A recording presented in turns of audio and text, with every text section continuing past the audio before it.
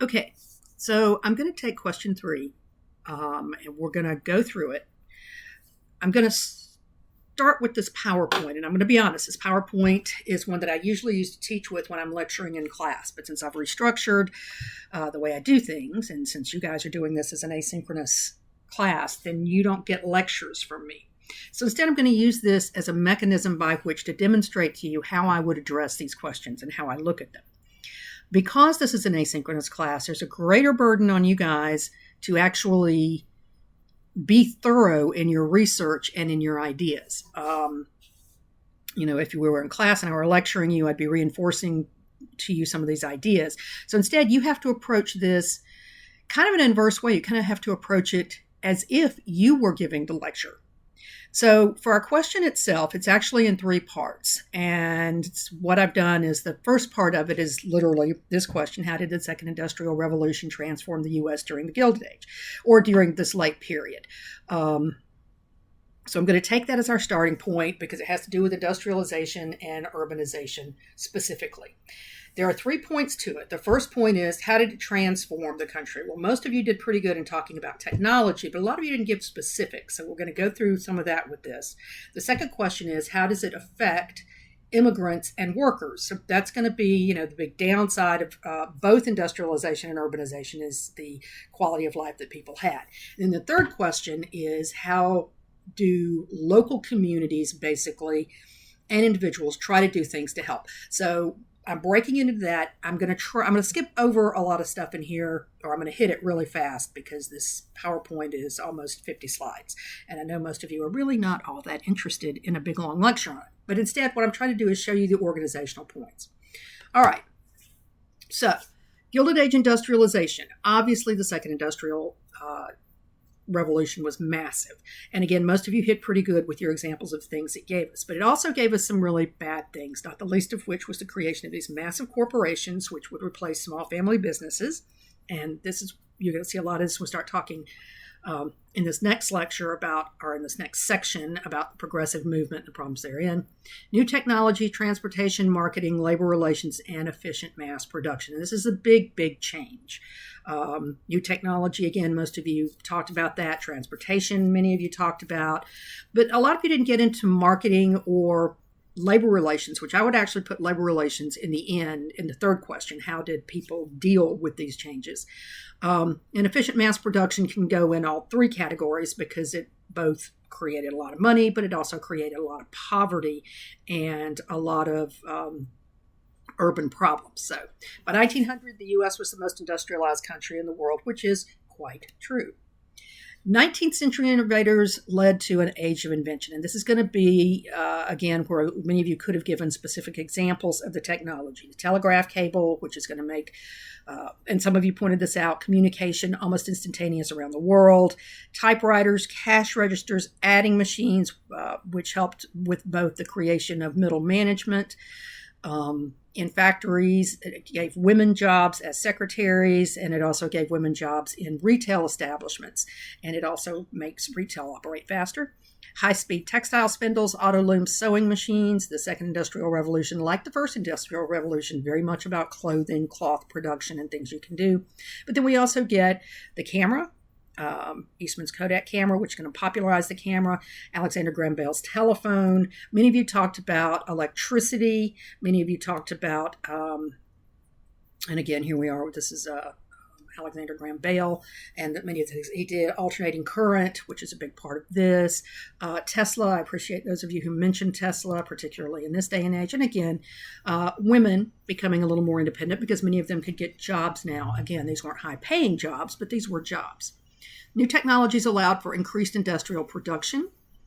Assembly lines come along, and the railroad is going to be a major part of all this. And then, of course, also things like the Chicago meat packers, who continued to think of themselves as a first disassembly line. I don't want to go into that because that's kind of gross and graphic, but again, it gets us into, very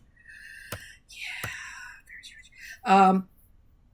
The Midwest becomes the center for meat production and distribution. And a lot of that now is because of the growth of major railroads and faster engines.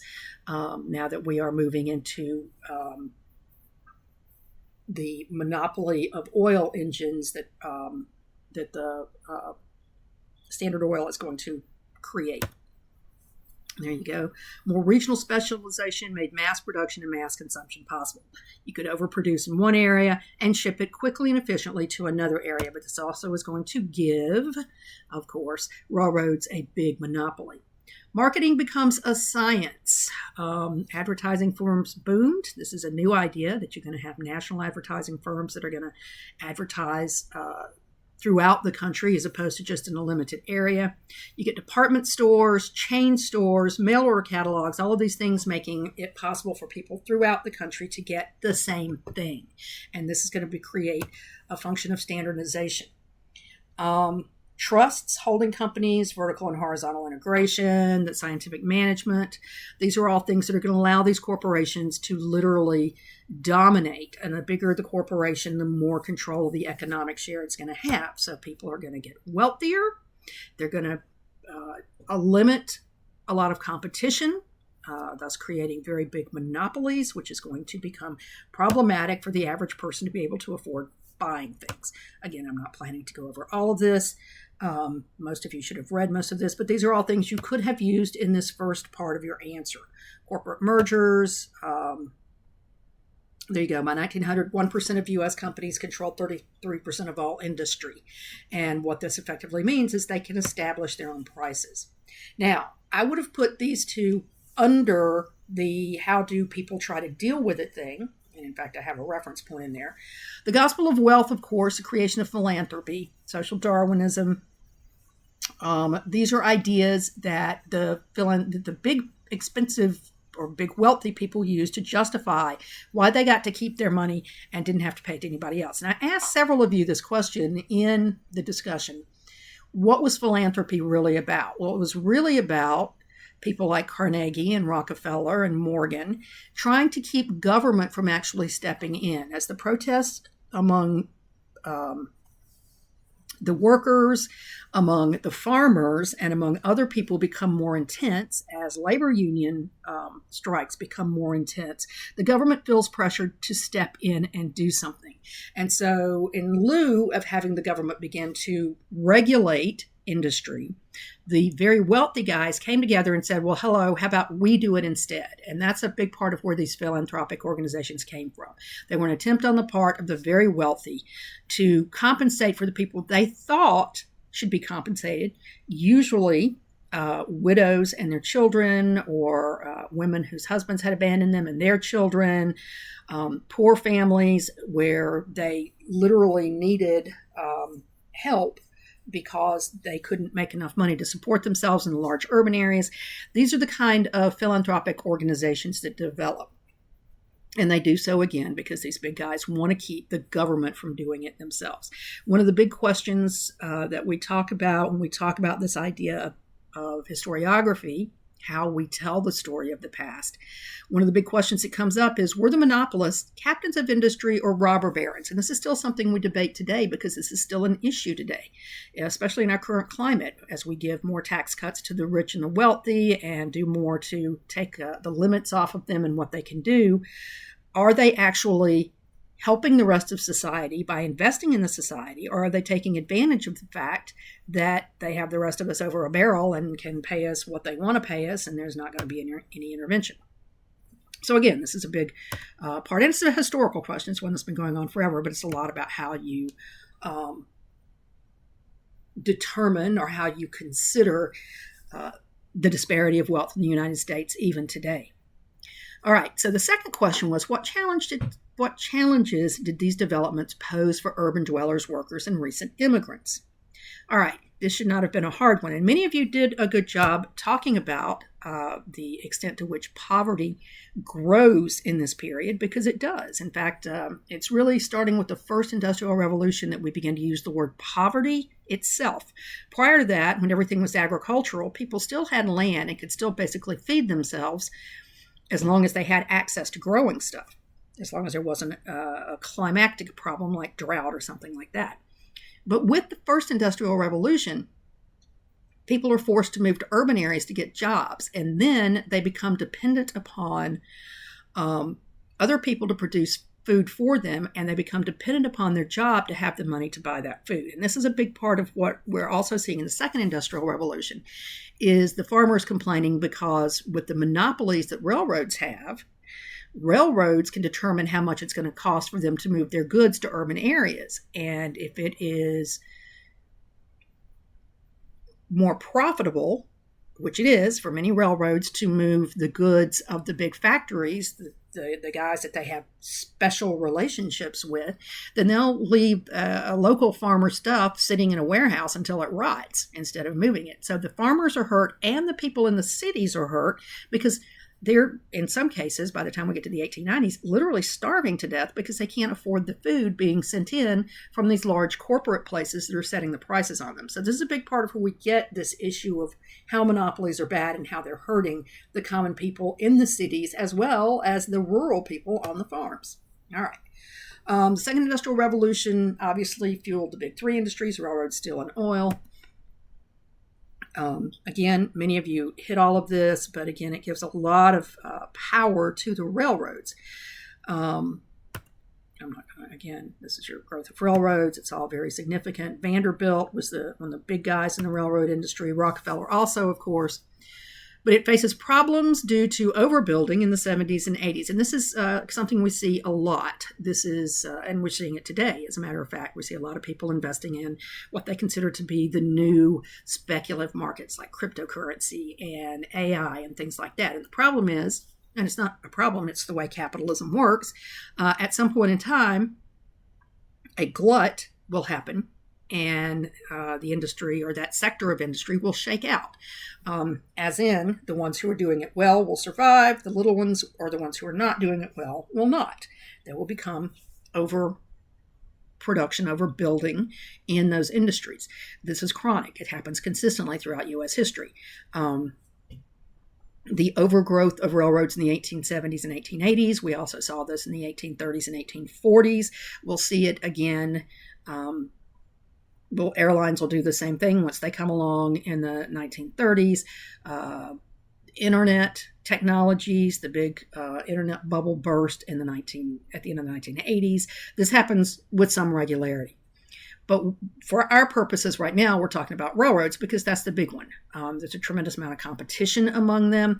So they begin to work together to offer special rates and rebates or secret discounts in order to get some passengers and some freight on their lines. But that is wealthy passengers and freight from very large concerns. Pooling and consolidation failed to help over speculation, and in fact, we have a depression that happens in 1873, and the big one in 1893, which we'll talk more about when we get to the Progressive Era. But these are two depressions that happen literally within 20 years, and those are going to affect the quality of life for almost everybody. J.P. Morgan steps in to save the industry. He also steps in 1893, to save the government during that big depression. We refer to his control as Morganization. He fixed costs, cut debt, stabilized rates, issued new stock, and ended rebates. All of these things being things that the government will eventually step in and do also because they see this monopolization. Morgan's doing it to actually create monopoly. The government will do it to decrease monopoly when it finally gets around to doing it. Carnegie is the steel guy. Most of you know about him. I'm not going to spend a lot of time on this, but it definitely gives him a monopoly on steel, right? And also, again, like I said, he comes up with the gospel of wealth, but he also comes along with the idea that he is the epitome of the American dream, the pull yourself up by your bootstrap kind of thing. And while this is a great ideology, it's not actually practical. He was in the right place at the right time, and in fact, even stole the Bessemer steel process in order to do it. But that is something that is harder for people to do today, unless you are, well, anyway. Okay. So, the U.S. was ideal for steel production because it had lots of coal, which is what you need to create all the heat. It had lots of iron, which is the basis of steel, and then it had railroads to move them. So in the same way that the first industrial revolution happened in England, because England had lots of water and lots of coal and lots of ability to navigate because of rivers and the ocean itself, It starts the first industrial process. The United States kicks off the second one because of our assets as well. Oil, obviously, Standard Oil ruled 90% of all U.S. oil and sold to Asia, Africa, and South America, and basically controlled or had a monopoly on the oil industry. And then it's going to spread out with what we refer to as vertical integration, bringing in other areas as well. So this is going to lead us then to the second part, the people who suffered the most because of industrialization. And most of you got many of these points as well. Laborers worked long hours and received low wages, but it was expensive to live in the city, so they were living in really unsafe housing, often very crowded, often very disease-ridden, and often without heating, or if they had heat, there was always the problem that it was going to burn the place down. Most industrial work was unskilled, dangerous, and monotonous. Gender, religious, and racial biases led to different pay scales. And many of you were good about bringing those ideas in from the last discussion, where we were talking about the problems that African Americans particularly had and the changes in society at the end of Reconstruction. It was very good bringing those into this discussion as well. John Green, in the Crash Course video, mentioned those and also talks a lot about the problems for immigrants and the problems they face with discrimination as well. All right, so these conditions led to a small but significant union movement. And again, the union movement I would put in how do people deal with this, question 3. But here are some examples of unions: the Knights of Labor, the American Federation of Labor, the fact that these guys were trying as best they could to figure out ways to help workers. The skilled labor union, the excluded women, African Americans, and unskilled labor. So it had a certain prestige because it was skilled workers, and there were fewer and fewer of those. The Pullman strike, by the way, was a skilled worker strike because the Pullman car people, the people who built the intricate designed wood things and the couches and things like that for the Pullman cars, were specialized workers, which is why the Pullman strike was especially significant. All right, so the era of strikes from 1870 to 1890. Some of you mentioned those, and I appreciate you did because those are really significant. These were ways that workers themselves were trying to better their position. Unfortunately, in almost all of them, they were shut down or they lost. You see historically a rise in union participation during depressions, and it is not a surprise that, like the Great Railroad Strike of 1877, that many of these occur in the wake of the Depression of 1873, or the Panic of 1873 that leads to the Depression of 1873. And if you'll notice, the Homestead Strike, the Haymarket Strike, the Pullman Strike are all in that period ramping up to the Panic of 1893 and the Depression that follows it, which is the second worst depression in U.S. history. Even to this day, the financial collapse in 2008 did not hit the level of unemployment and at the escalation of poverty that the Depression of 1893 did. So, the Haymarket Strike. And notice what they're asking for, things that today we take for granted. So while you might think that strikes are bad, and again, many of them were very violent, they normally led to the actual destruction of the unions themselves, certainly to the death of many of the people in them or in the strike itself. A lot of what they demanded, we eventually got. I mean, these are things that today we take for granted: the 8-hour day, the safety regulations, things like that. So, yeah, the Homestead Strike, particularly interesting. And the Pullman Strike both were, well, the Homestead Strike was against Carnegie Steel. The Pullman Strike was against Vanderbilt and the railroads. And a lot of it had to do with the declining economy, the companies themselves trying to cut pay, not fire everybody, but cut their pay. And then in the Pullman case, because the Pullman industry was located in literally a factory town, a town built where the workers had to live there so that they were responsible to the factory. With the Pullman strike, not only were they protesting a pay cut, but they were also protesting the fact that the Pullman company was now going to start charging them rent on the houses that they were forced to live in, as well as raising the rate of the cost of food and stuff from the company store. So they were getting caught in the crunch both ways. They were getting a pay cut and they were having to pay more to live there. it was not really a surprise that they went on strike. All right, so urbanization itself, and this is also how it both helps and hurts. You see more European, Latin American, and Asian immigrants moving into the cities, which again, if you were watching the John Green video, he pointed that out. But we're also still in the Great Migration of African Americans from the South to the North. And we're also seeing rural farmers having to move out of the countryside because their farms are collapsing. And this is going to be, look at those percent increases. It's just amazing. 1920 is a significant year. It's the first time in U.S. history that more than 50% of the American population lived in cities. The other significant thing is that it's the first time where 50% of the population was not involved in agricultural production, which is pretty substantial. That's a demonstration of how much food had become a function of large corporations. You get the big buildings. There's no space to go out, so you have to go up. So we get skyscrapers, we get, and again, we don't think of these today as skyscrapers, but at the time they were. They were very large. Larger buildings today, of course, we're into the hundreds of floors going up.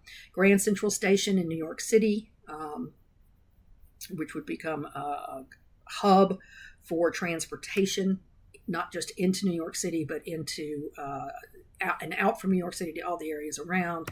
Other big buildings, distinct zones appear as we see the creation of a larger middle class. And again, these are going to be business managers, factory managers, people who move into that area of not being wealthy, but also not being the workers themselves. These are the managers.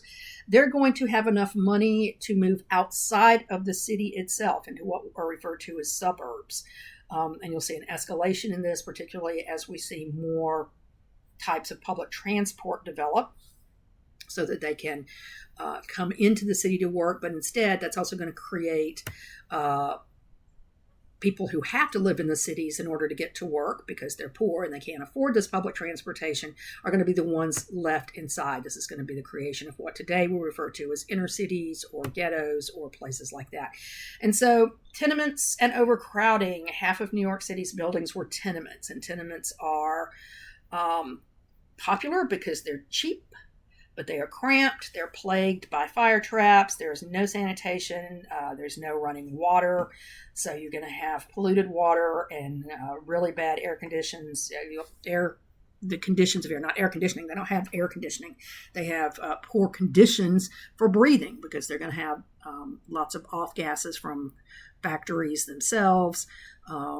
All the things we think of today as smog and things like that, they've got those, but they're even worse then. It's hard to believe that things are better today, but they are because of the implementation of things like the EPA. And thus you have great amounts of tuberculosis, pneumonia, other bronchitis, other lung conditions. Homicide, suicide, alcoholism, all of these will increase in the cities as people struggle to deal with the low quality of life in which they're living. Here's your basic dumbbell tenement. And what you're looking at is in any one of these places where you have these bedrooms, you're not looking at a bedroom per person. You're looking at a family per bedroom in this. So yeah, this is the gross overcrowding. And this is what Jacob Rees in his How the Other Half Lives exposed. He went in and literally took pictures of the quality of life for these peoples. New immigrants were definitely people coming from Eastern and Southern Europe, primarily Catholics and Jewish people trying to escape the pogroms going on in Russia and Central Europe in this period. Because they were running away from the poverty and literally the brutality of what was going on with the wars and with the targeting of nationalistic movements in Southern and Central Europe in this period. When they come here, they don't know how to speak English. So they come here and they find people who are like them. And they settle in and create what we refer to today as ethnic neighborhoods. Because often when they came, the first places they had to live until they could get jobs and begin to make some little money of their own was with relatives. So that's part of where the overcrowding comes from. But it also keeps them in their own language, their own religion, and their own social associations, and in their own schools. So this, again, creates a lot of these ethnic enclaves or ethnic neighborhoods, but also leads to a rise in nativism which is the belief that if you live in the country already, particularly if you are white, then you should have the first option on jobs. You should have the first option on pretty much everything. So we see in this period a definite rise in nativism. And this is not something involving Native Americans. This is descendants of the people who came during colonization who were white. So saying that they should get preference in jobs and in hiring and things like that. All right, so here's your immigration chart. The 1830s to 50s, we'll see the Irish Catholics come in, and they will have a head start on the 1860s, 70s, and 80s, when you'll see the Italians, the Jewish people, and others moving in. All right, there you go, immigration, where they're coming from. Again, Russia in this period, it was mostly Jewish people because of pogroms actually and literally trying to kill them. The rise in this and so forth. Again, I'm not going to spend a lot of time with that. Your foreign-born populations, this idea of the melting pot versus the salad bowl. We now think of it more as a salad bowl because many of these peoples did not integrate into a cultural, to create a uniform or homogenic cultural base. Instead, they create their ethnic neighborhoods. But the struggles are indeed very real in terms of poverty, what they're trying to do to keep their peoples together. And then, of course, their own cultural bases. All right. Because of this, we also get these political machines. And one could look at the political machines as both a consequence of urbanization. One could look at it as an attempt to, and I've actually seen this argued, as an attempt to help people. Because like with Tammany Hall and Boss Tweed, he was trying to give the benefit to Irish Americans or people of Irish descent by saying, hey, if you guys elect me, then I will be sure to kick back jobs to your neighborhoods. So some of these political machines, they're definitely corrupt. But they get to the point that people just expect that corruption, that it's supposed to be there. And in fact, they actually run for office on the idea that, yeah, we're helping you if you vote for us. So it's a really interesting view. The Tweed Courthouse, and this again is part of that corruption. It was supposed to cost $250,000, but it ends up costing, by the time it's done, $13 million. But again, a lot of that money, I'm not justifying it because it's absolutely wrong, but a lot of that was because of the kickbacks to the ethnic neighborhoods to get people to vote for them and then give them the jobs. The Brooklyn Bridge, the meat market thing. So yeah. Urbanization definitely changed society. You see an increase in self-sufficient female workers, definitely. Women getting jobs, again, in either retail or as secretaries or something in these companies. Now, again, with women working, they couldn't work after they got married. So these are independent young women. And many of them actually begin to choose to remain unmarried so they can keep their jobs, so that they can control their own incomes and make their own decisions. Most states now have compulsory education laws and kindergarten. So everybody's getting a basic education.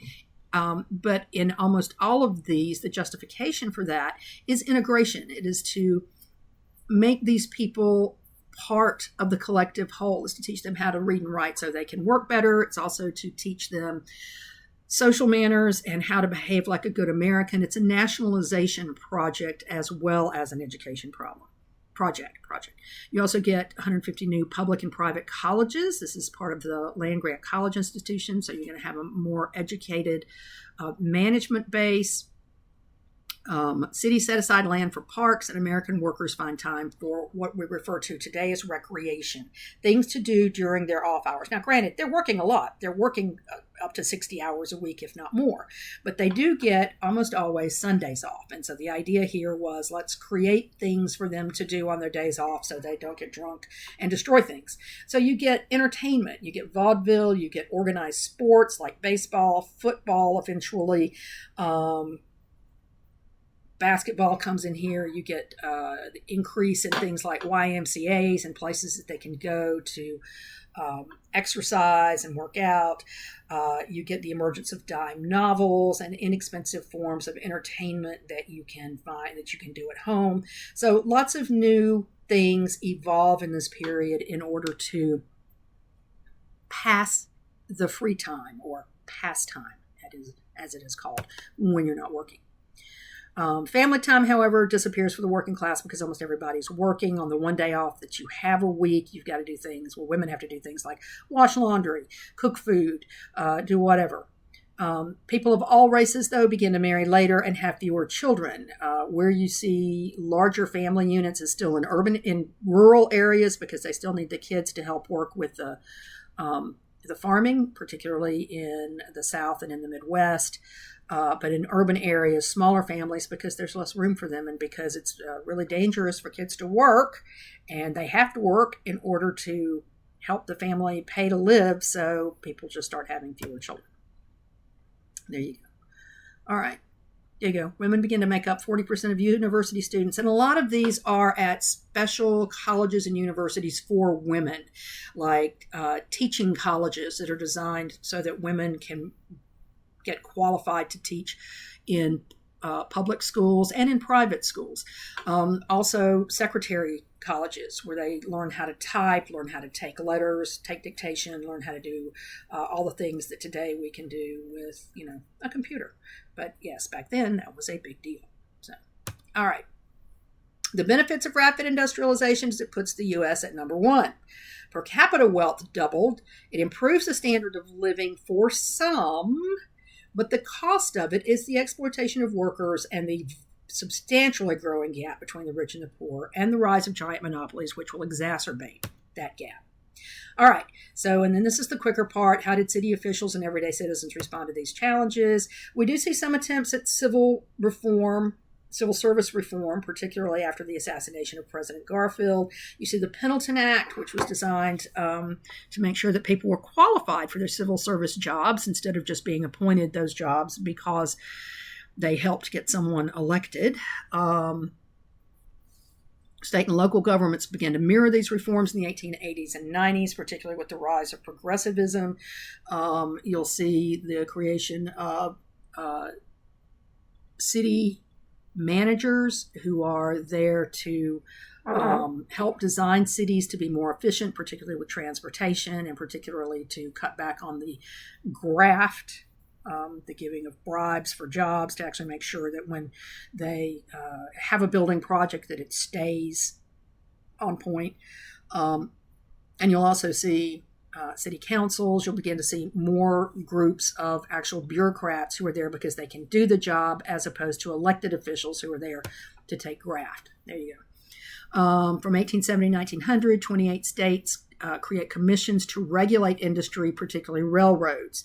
And this will eventually become standardized federally with the Sherman Act to regulate railroads.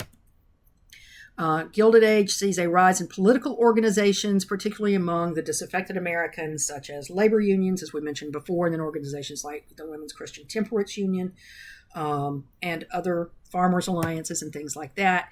If you go back to slide 45, again, women's organizations, Hull House, which many of you mentioned, the temperance movement, city planning, city managers, professionalization of bureaucracy instead of elected officials, and farmers' alliances. All of these were the beginnings of grassroots movements to try to help people at the local level. All right, so as I said, in any of these sections, you could have put any of these things to support your arguments, and there are a lot of things there. John Green talks about a lot of them. Corbett talks about a lot of them. In any of these, the way I framed this is to give you these examples. One of the things I need to explain in detail is that concept that I mentioned in the email about generic answers. If you're posting late, go back and read the posts that have come before you, because these posts that have come before you are going to show you how most people are addressing this. And if you're basically repeating what somebody else is saying a lot, then I'm going to assume you're just giving it a mediocre amount of work, or you're using AI, in which case, even if you put citation in it, then you're basically going to be starting at a C. The idea, especially the later you come to this, the more you should be reading the other responses and saying, oh, hey, okay, so this is what people are putting. I need to go above and beyond this. There are a few of you who are doing really, really good work, coming up with really good ideas. I encourage you to do that. I encourage you to look at other sources, especially if there's something you don't understand or something you want more information about. Just bear in mind that you have to use the required sources. And then if you use other sources, more power to you. That's going to give you an edge that others aren't going to have. So think about that as you're doing this. Think about the more unique elements of what we're talking about. And think about being sure that you include those in your peer comments. Please, the peer comments are designed to allow you to demonstrate your knowledge of stuff outside of what you put in your top post to help demonstrate a better, more comprehensive understanding of what we're talking about. So the more unique those are, the better off you are as well. Okay, watch this. Read my comments to you. Go back to the discussion itself. Look at your discussion and at the comments I've made. I click on the little standard here when I give you a grade. This is what the rubric says. I'm including those. But then at the end, I'm giving you personal commentary as well. So look at that. If there's something in particular that I say in that you don't understand or that you want me to expand or give you a specific example of, email me. But don't just email me and say, hey, what am I doing wrong? I've been trying to already tell you what you're doing wrong. It's there in those comments. Go look at those comments. Again, this is a discussion. This is how I would address discussion 3. If you want me to do more of these, let me know. Email me and say, hey, can you do these for this discussion? I will try to do these for as many as you want. But basically the big thing is look at my questions to you. Unless you post on the last day, I will try to comment on your top post. And the questions I ask you are designed for you to better flesh out the information in that top post. And addressing me, answering me counts as a peer response as well. So look at those. Again, if you post on the last day, I can't help you because I only have so much time in a day. I can't look. Often I can't get to these until after the window closes. So I will try to. But again, the earlier you post, the more likely you are for me to be able to make a comment to you. And again, most of my comments are going towards helping you include more of the information that you don't have in your top post, or to help you demonstrate to me something unique in terms of your answer, something that will help you get a better grade. So, all right. Again, if you have questions, let me know. Email me. And again, if there is a question in particular you want me to address, please let me know. I'll be glad to try to do one of these breakdowns for that as well.